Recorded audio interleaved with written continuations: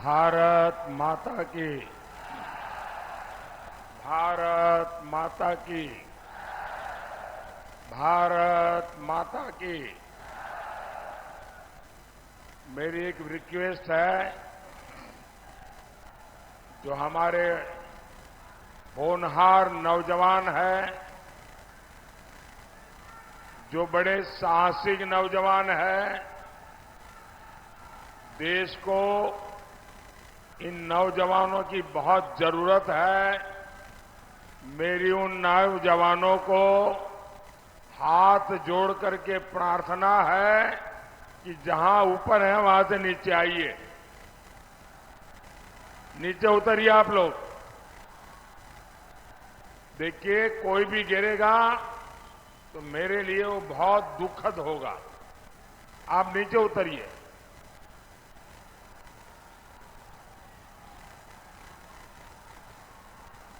जो एकदम पीछे भी अकेले अकेले बैठ गए हैं, सब नीचे आ जाइए। देखिए, सारा तामझाम बड़ा टेम्पररी होता है भाई। अगर ये गिरा तो यहां के लोग भी परेशान होंगे, आपका भी हालत खराब होगी। पहले नीचे उतरिए, उसके बाद मैं भाषण आगे करूंगा। मेरे लिए, मेरे भाषण से आपकी जिंदगी ज्यादा मूल्यवान है।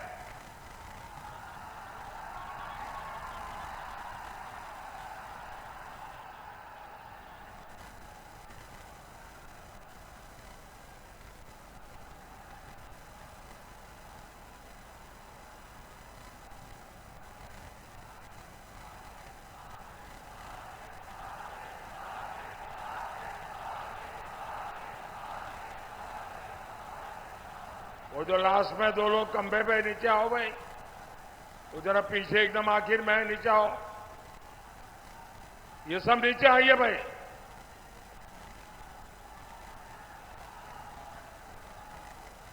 जरा सिक्योरिटी के जो लोग हैं, जरा चिंता करें।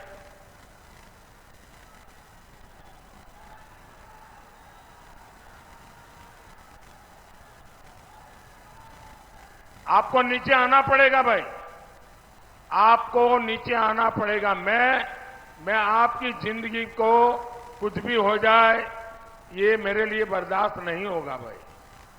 आप मेरे अपने हैं, मैं आपको कैसे परेशान देख सकता हूं।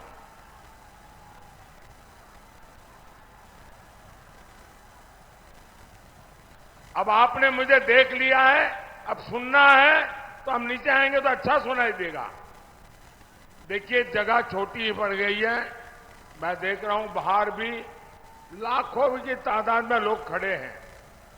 वो शायद सुन भी नहीं पाते होंगे, लेकिन ये नहीं करने दूंगा मैं। आइए नीचे।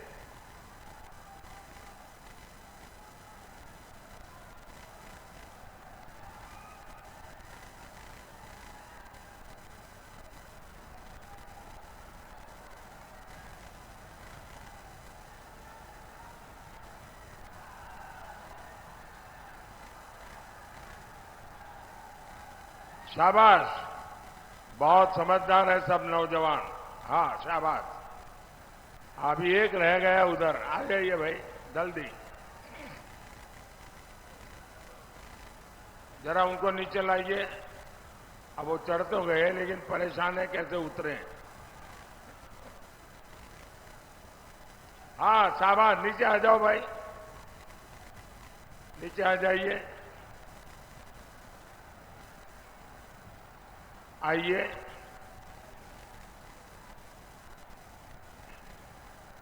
जिन नौजवानों को मैंने नीचे उतारा है, अगर उनको, उनके स्वमान को अगर कोई चोट पहुंची है तो मैं उनकी क्षमा मांगता हूं। लेकिन आप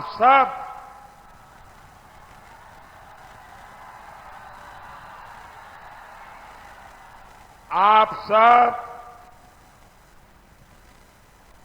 मेरे परिवार के सदस्य हैं।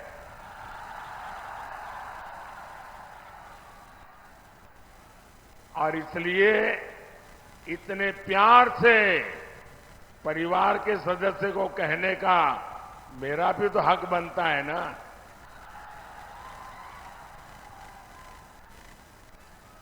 भारत माता की, भारत माता की, बाबा हंसनाथ की, बाबा हंसनाथ की, बाबा महेंद्रनाथ की, बाबा महेंद्रनाथ की। ई पवित्र धरती पर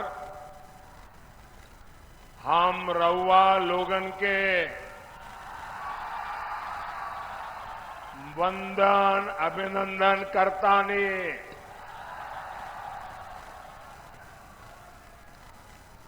महाराजगंज ने, सिवान ने अपने जोश से पूरे भारत में संदेश दे दिया है। फिर एक बार, फिर एक बार, फिर एक बार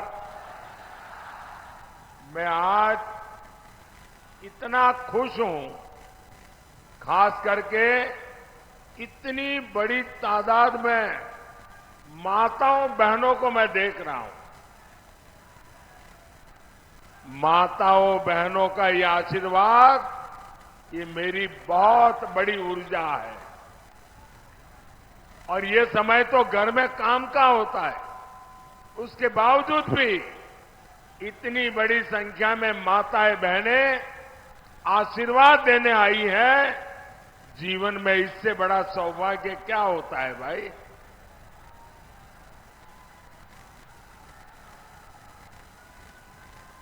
साथियों, मेरा ये बहुत सौभाग्य है कि इन दिनों मुझे देश के कोने कोने में देशवासियों के दर्शन करने का सौभाग्य मिला है। पूरे देश में मैं मातृशक्ति का जो जज्बा देख रहा हूं, माताओं बहनों का जो प्यार देख रहा हूं, हमारे नौजवानों का जो उत्साह देख रहा हूं, गांव हो, गरीब हो, किसान हो, एक प्रकार से सारा देश के उज्जवल भविष्य के लिए संकल्पबद्ध हो चुका है। और मैं भी आपको गारंटी देता हूं, मैं आपके लिए दिन रात मेहनत करूंगा, पहले से भी ज्यादा मेहनत करूंगा।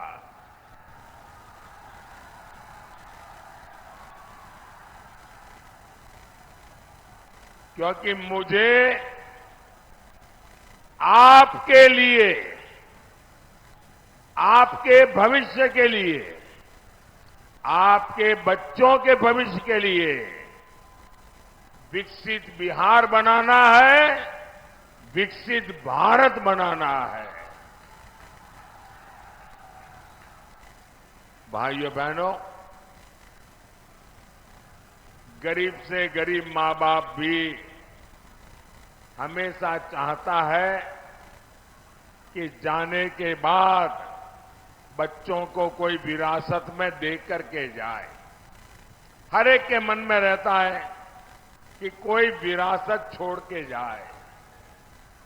भाइयों बहनों, मोदी एक ऐसा इंसान है जिसे अपनी कोई विरासत नहीं है।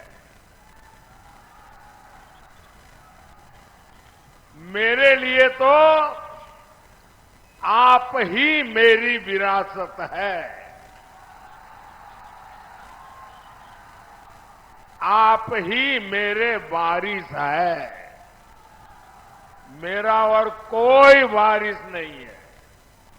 और इसलिए मुझे आपका और आपके बच्चों का उज्जवल भविष्य बनाने के लिए अपने आप को खपा देना है।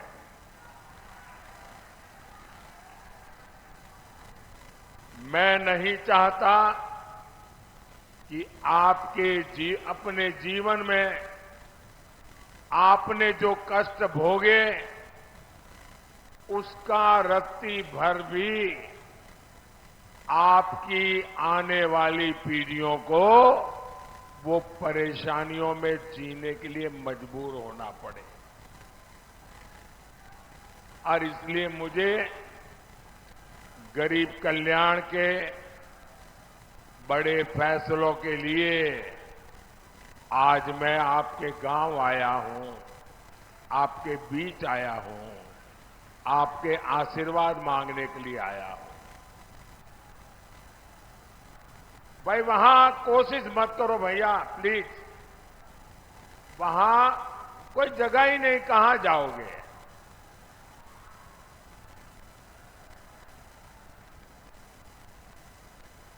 अब आप मुझे देख नहीं पाओगे, सुन सकते हो जी। ये स्क्रीन पर कुछ दिखाई दे तो देखिए आप। मैं जानता हूं संख्या बहुत ज्यादा है, आपको तकलीफ होती होगी।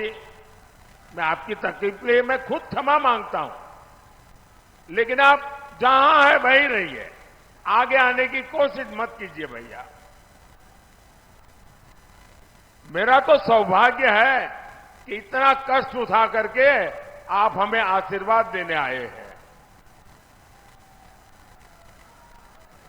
भाइयों बहनों, आपके उज्जवल भविष्य के लिए देश को केंद्र में फिर एक बार मजबूत सरकार चाहिए। भाइयों और बहनों, जैसे जैसे 4 जून पास आ रहा है, मोदी के लिए इंडी वालों की गालियों और बददुआओं की संख्या जरा बढ़ती ही जा रही है। इनसे बर्दाश्त नहीं हो रहा कि मोदी को देश की जनता अगले 5 साल के लिए फिर से चुनने जा रही है। जिन्होंने बिहार को जंगल राज दिया, नौजवानों को पलायन दिया, परिवारों को गरीबी दी, जिन्होंने बिहार के लोगों को मारा, तड़पाया, माताओं बहनों का जीवन बर्बाद किया, जो लोग आकंठ भ्रष्टाचार में डूबे हैं, जिन्हें अदालत ने घोटाले का दोषित साबित किया है, इन लोगों की आंखों में मोदी 2400 घंटे खटकता है। लेकिन इनकी लाख कोशिशों के बाद भी मैं आपकी सेवा में डटा रहूंगा।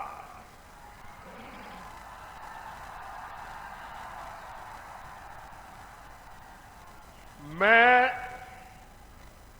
दिल से जनता की सेवा करता हूं, इसलिए देश की जनता से मेरा दिल का रिश्ता है, दिल का रिश्ता है। और इसलिए हर दिल में, आज हर दिल में मोदी है।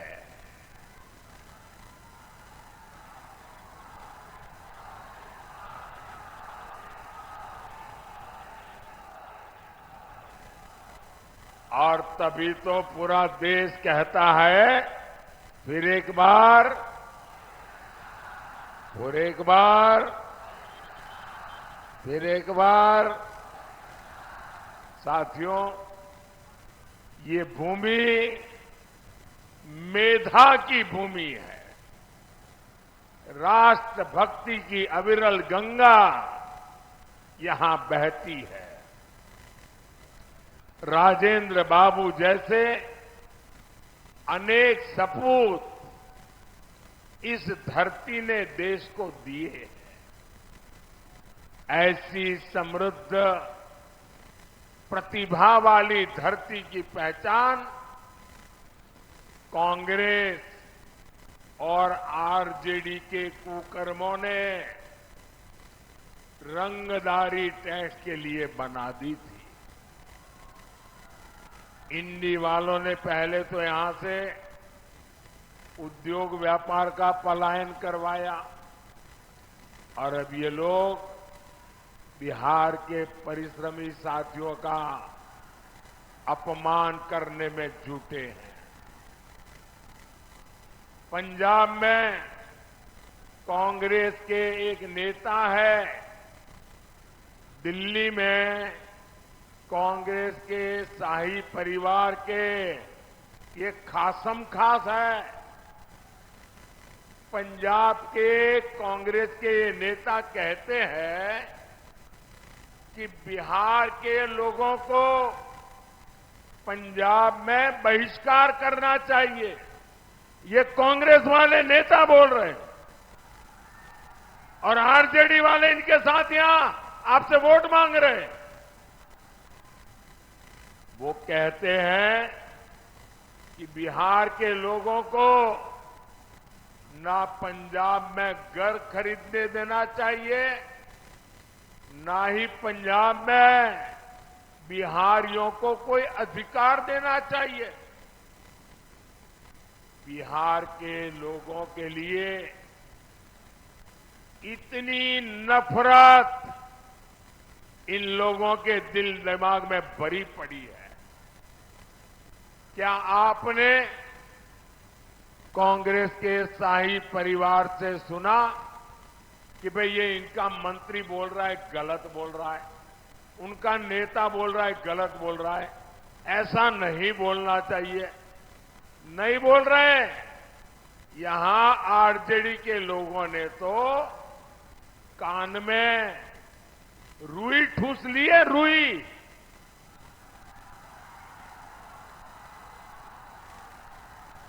बिहार की मान मर्यादा,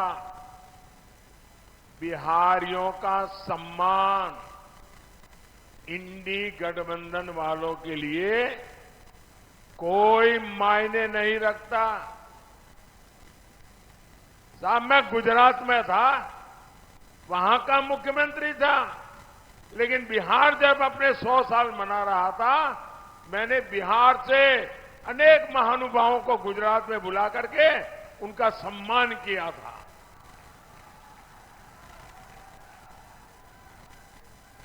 जब डीएमके के लोगों ने बिहारियों को गाली दी, जब तेलंगाना के कांग्रेस के नेता ने गालियां दी, तब भी ये शाही परिवार अपने होठों पे ताले लगा करके बैठ गया था। क्या इन्हें, जिन्होंने बिहार का अपमान किया, जो दिन रात बिहारियों का अपमान करते हैं, क्या ऐसे कांग्रेस और उनके साथियों को, आरजेडी और उनके साथियों को आपका एक वोट भी मिलना चाहिए क्या? पूरी ताकत से बताइए, एक वोट भी मिलना चाहिए क्या? एक वोट भी मिलना चाहिए क्या? अरे वोट तो छोड़ो, इनको सजा होनी चाहिए कि नहीं होनी चाहिए? इस बार चुनाव में एनडीए के पार्टियों का बटन दबाकर ऐसी सजा दो, ऐसी सजा दो, सब पोलिंग बूथ में साफ हो जाए। करेंगे? भाई और बहनों, कांग्रेस का शाही परिवार टुकड़े टुकड़े गैंग को पाल पोस रहा है। कांग्रेस और उत्तर पूर्वी भारत से, ये उत्तर पूर्वी भारत के लोगों से बदला के लेने की मिजाज में है। आपने कांग्रेस को यहां से साफ कर दिया और इसलिए ये आपसे बदला ले रहे हैं। ये भारत को एक करने वाले भगवान राम का विरोध करते हैं।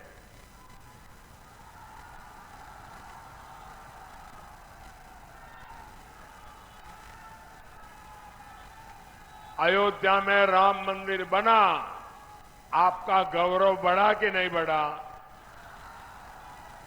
आपका माथा ऊंचा हुआ कि नहीं हुआ? आपको संतोष हुआ कि नहीं हुआ? रामलला को अपना घर मिल गया, आप खुश हुए कि नहीं हुए? ये आरजेडी और कांग्रेस वाले दुखी है, बताओ।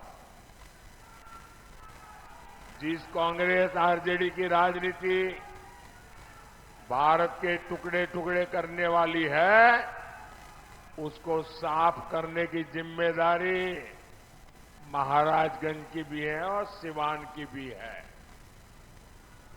भाइयों और बहनों, कांग्रेस, आरजेडी और उसके साथियों ने हमेशा इस देश को पीछे ले जाने का खेल खेला है। ये खुद लाखों करोड़ के मालिक हो गए और जनता रोटी, कपड़ा, मकान के लिए जूझती है। इंडी गठबंधन का मंच राजनीतिक मंच नहीं, लाखों करोड़ों के घोटालेबाजों का सम्मेलन है। भ्रष्टाचार का अता पता, उसका नाम है इंडी गठबंधन। इनके मंच पर करीब 20 लाख करोड़ रुपए के घोटालेबाज एक साथ बैठते हैं। जब ये इकट्ठा होते हैं तो इनमें तीन बुराइयां एकदम साफ नजर आती है। कोई अपवाद नहीं है। ये तीन बुराइयां ये इंडी गठबंधन के सब में समान है। ये तीन क्या बुराइयां हैं? ये इंडी अलायंस वाले घोर कम्युनल है, 100% सांप्रदायिक है। दूसरा, ये इंडी अलायंस वाले घोर जातिवादी है, 100% जातिवादी है। और तीसरा, ये इंडी अलायंस वाले घोर परिवारवादी है, 100% परिवारवादी। अपने बेटे बेटी के सिवा कुछ करना ही नहीं। ये वो लोग हैं जिनकी सरकारों में देश सांप्रदायिकता की आग में जले। ये वो लोग हैं जिन्होंने सालों तक देश को जातिवाद में बांटकर पिछड़ों का हक मारा है। ऐसे लोग बस देश बांट सकते हैं, ऐसे लोग देश का खजाना लूट सकते हैं, लेकिन देश को आगे नहीं ले जा सकते। साथियों, मोदी ने अपने 10 साल में 25 करोड़ गरीबों को गरीबी से बाहर निकाला है।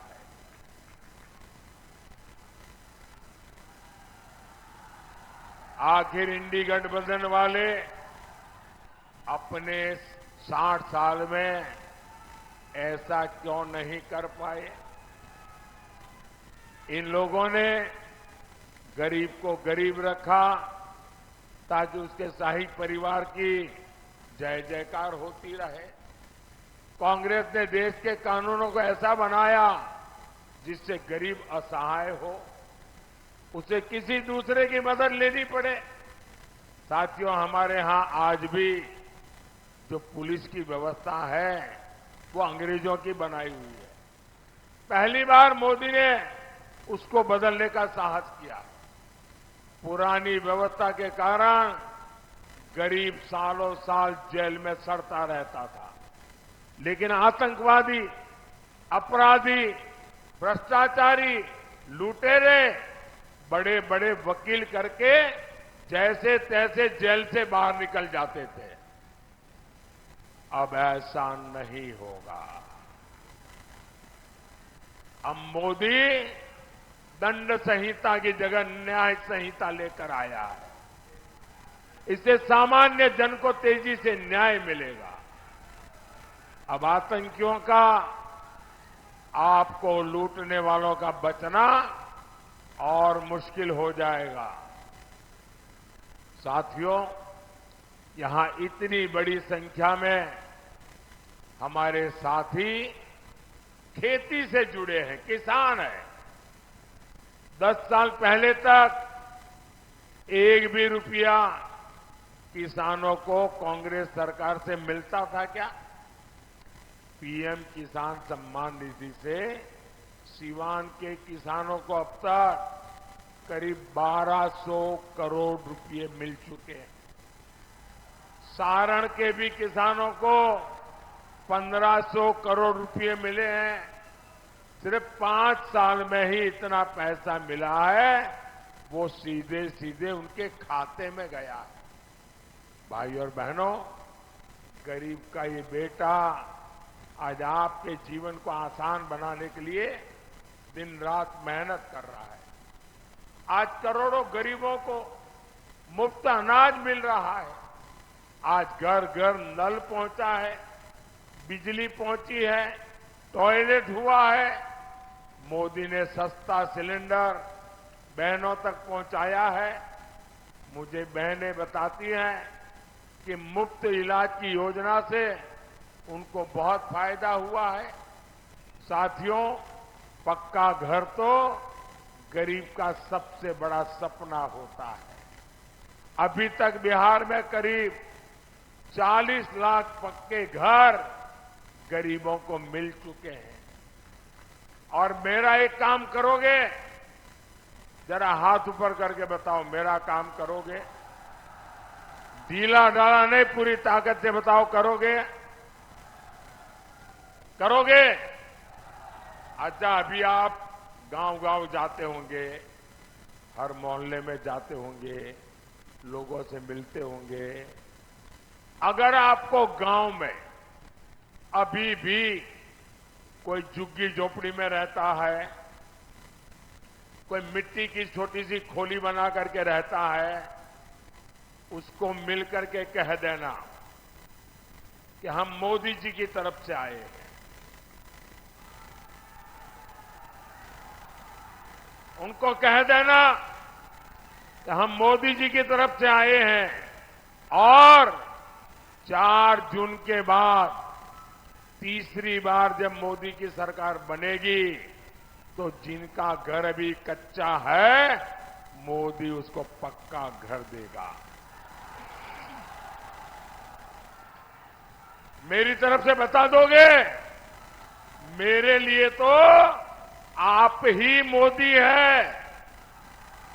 आप बता देंगे ना, काम हो जाएगा। साथियों, मोदी ने 3 करोड़ नए घर बनाने की गारंटी दी है। इसलिए आप बता दीजिए और उसको कहिए तो 3 करोड़ घर बनेंगे ना, उसमें उस परिवार का भी घर होगा। और आप ये भी जान लीजिए, ये जो आपको घर मिलेगा उसमें घर की रजिस्ट्री घर की महिला के नाम पर होगी, मकान की मालकन महिला होगी।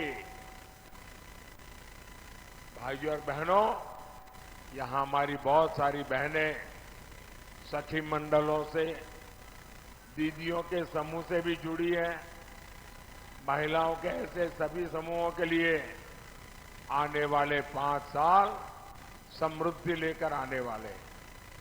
बहनें ड्रोन पायलट बनेगी और ड्रोन से खेती करके कमाई करें, ये योजना मोदी ने बनाई है। मोदी की गारंटी 3 करोड़ बहनों को लखपति दीदी बना देगी। जब माताओं बहनों की आय बढ़ेगी तो परिवार की, गांव की खरीद शक्ति बढ़ेगी। यही तो विकसित भारत का रास्ता है। साथियों, आपको वोट सिर्फ एमपी चुनने के लिए नहीं है।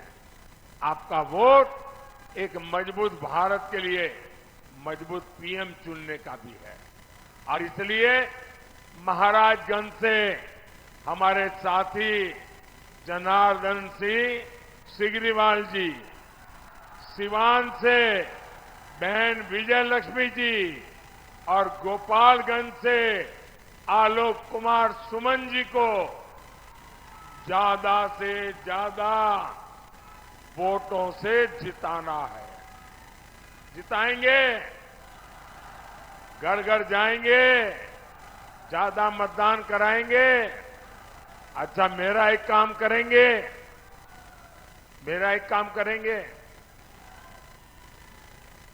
क्यों ठंडे पड़ गए भाई?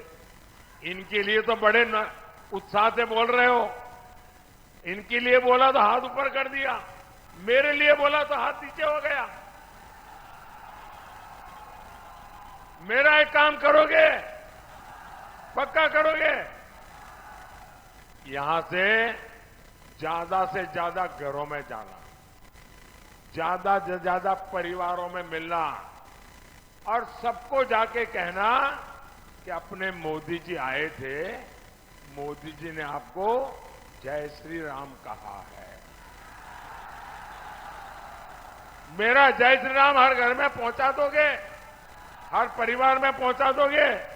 बोलिए भारत माता की, भारत माता की, भारत माता की। बहुत बहुत धन्यवाद।